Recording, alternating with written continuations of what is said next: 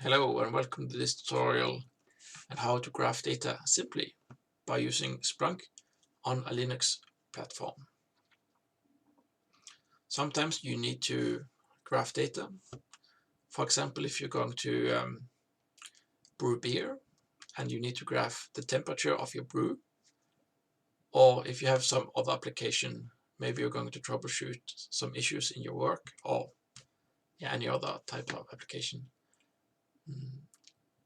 And in this tutorial, I will show you how to achieve this goal using Splunk. I will show you how to install Splunk using dpj, how to generate some data using a simple bash script, and how to log this data to Splunk using the logger service or logger command in Linux, and how to have this happen at a scheduled time using crontab.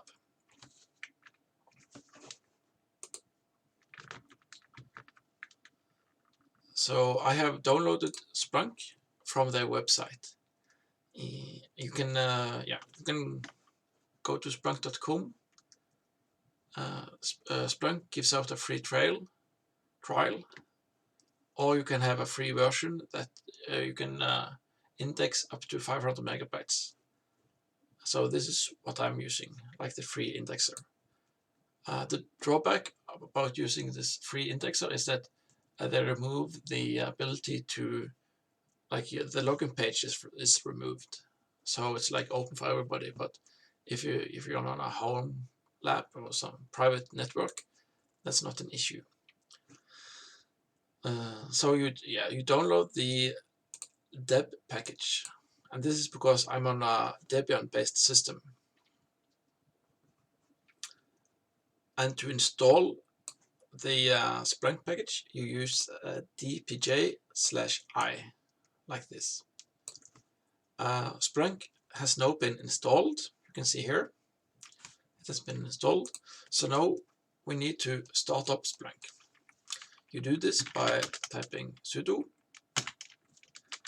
opt splunk bin splunk start. So now you're starting the binary, and then you get an licensing stuff here that you need. So just pressing page down, you need to accept this license agreement. Do you agree with this license? Yes. And now they will ask me for administrator username, typing admin, and new password, admin 2022,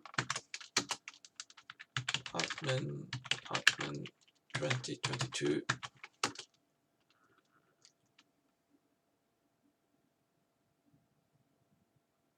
Okay, so now Splunk is being configured and enabled on my system here. So this takes a little bit of time.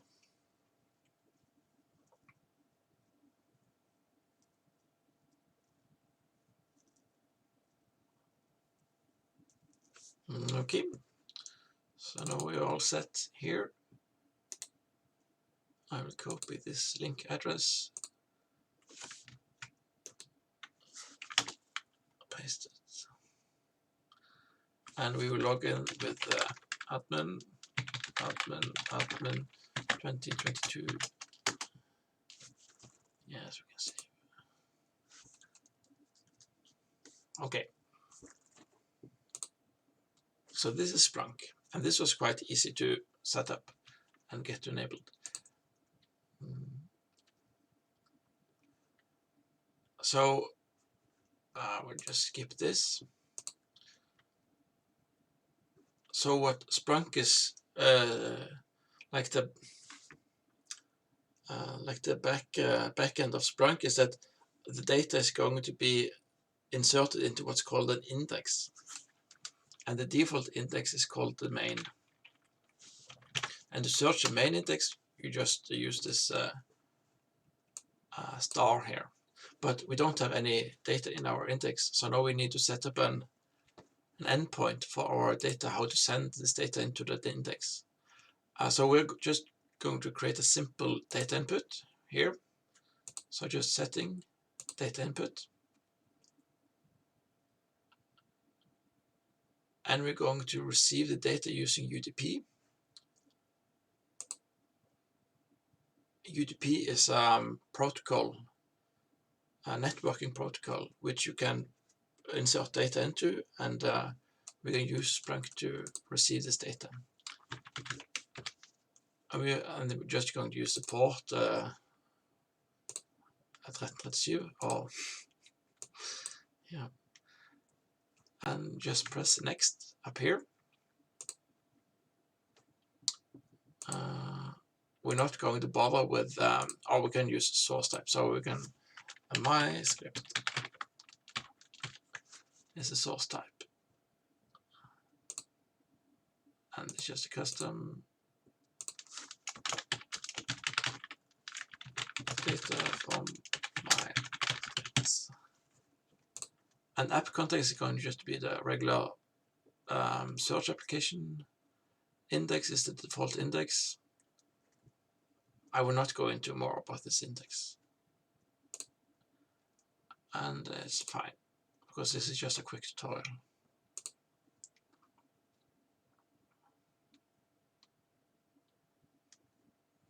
Okay, so now we have a search that is being prepared, but still we don't have any results, so we need to generate some data.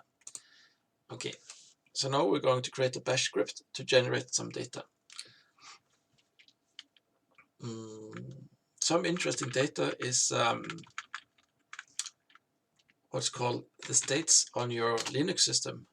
So here you see the TCP states on your Linux system. So yeah, so this is just like the network activity on your Linux system, and this is dynamic. So this number will change according to how you use your Linux system. So here we have a number 30, and this is the number of our states. So we want to log this data.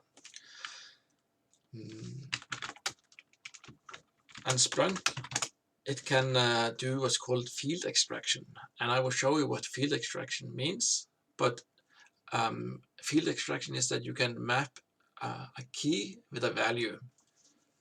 So we can just say states, because we have the network states here. And in Linux, you can do it like this. And you do this. So now we have a key value.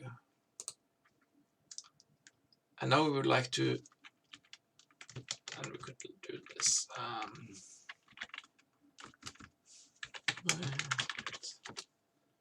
Okay. So this is what's called a string. Like we have some text here, and this text here we would like to log because this is dynamic. You see the number changes. So now we're going to send this data over to Splunk. We're going to use the Linux command that's called logger. And you can type help, and then you can see the variables we need to use. So we need to set the server. So we can pipe this into logger, and then we need to set the server.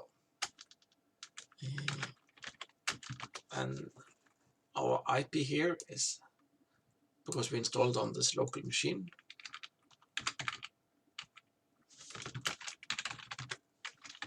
So we're just going to do this. So /n is the IP of your server. And we're going to use the UDP protocol here. And then the big P is the port, and this was 1337. Okay, so when I press enter now, this text here is sent to Splunk over this port using the UDP. Okay, so in theory, something should have been, yeah, we got one event here. So now you see stage 29. And we can run this command one more time. And yeah, it will take some time for Splunk to index this new data. Okay, so here is the second event. Okay, so now how do you graph this data? And then remember I said that Splunk does what's called a field extraction with a key value. So states is the key and 29 is the number or the value. So here you can see states. So this is the field extraction. It has extracted this as a field. So here you can do maximum value over time. If you just press this, then this is piped into the time chart command. And we have graphed this data. So we have 2 lines here. We can do like this last 15 minutes. And you see we have 2 values here. And you can do this as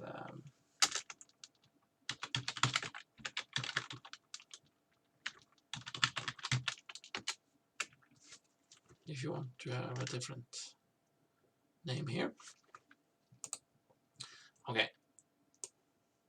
But we would like to do this over time. So we're going to create a new script. And I like to put my scripts in the OPT folder. So I'm just going to do sudo npm opt scripts my script pl. Oh, sorry. Just like this, and sudo we're going to just do sudo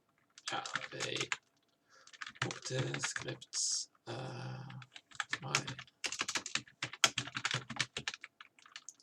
sh like this, and all Linux scripts are started with this bin bash, and then here is your script.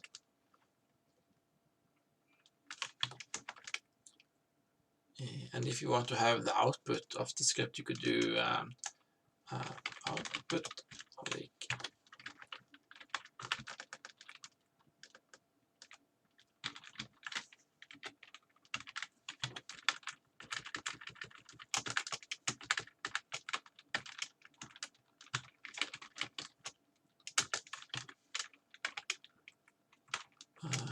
to logging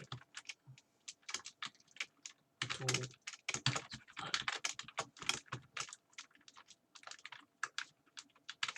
and you could do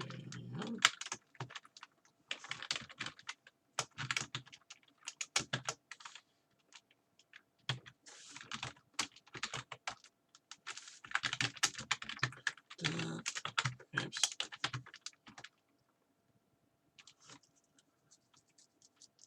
Okay, so now we have created a tiny script, and it echoes what we log to Splunk.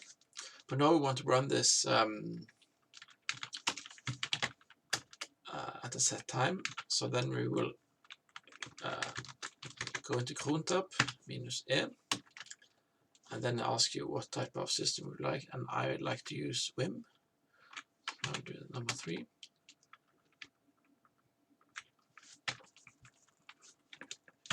And I would like to run this script each minute.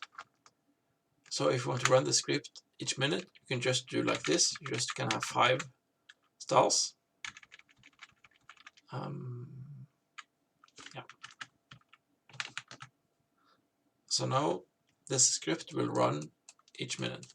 And to check if your script is has run, you just do sudo var log syslog. Then we see that 51 Yeah, this script was run. So now we should have a third entry. Yeah, here we have a third entry. So yeah, this was a very quick tutorial on how to graph data using Splunk and how to create a tiny script to log those data. So this is all you need. So your data is sent to the logger, and this data is sent to Splunk using the network protocol UDP, and you have enabled a UDP receiver under data inputs. And this data is put into the index, the standard index of the main index under source UDP 337 and my script source type. And you can use Splunk to search for the data and do other things with the data, but that's for a different tutorial. Okay, so I hope that this was